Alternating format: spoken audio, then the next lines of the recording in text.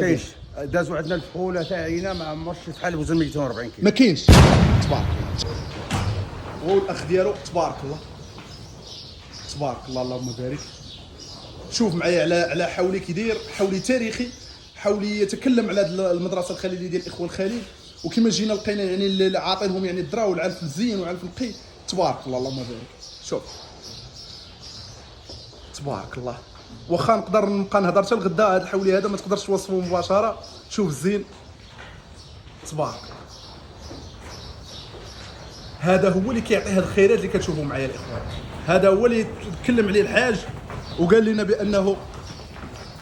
بانه واخا تعطيني فيه 7 8 ما نقدرش انني نفرط فيه، لانه كما كتقولوا هو راس المال، هو كل شيء. سيد الحاج هذا الحولي انا شديته بلا ما يشدوا لي حتى شي واحد. وانا كذا شاد راسه هذاك ياك الحاج شاد راسه عاقل هذاك تبارك الله. تبارك الله.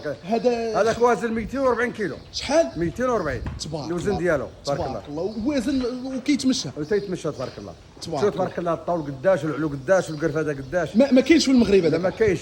انا ما عمرش شي حولي من نهار من كرشومي قد هذاك اول حولي كاينش دازوا عندنا الفحوله تاعينا ما عمرش شحال وزن 240 كيلو. ما كاينش. كاينش. تبارك الله. تحيه لك الحاج وشكرا على هذا. وشكرا سي محمد. وشي كلمه للعشاق ديال السردي والعشاق ديال بني مسكين.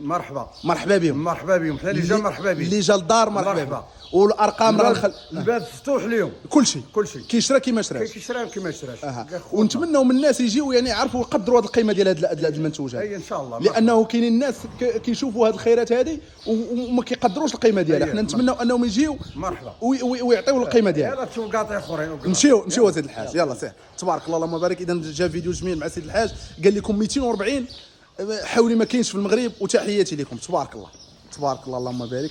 تبارك الله. اذا نختموا هذا الفيديو الرائع، غينال الاعجاب ديالكم، كونوا اكيدين.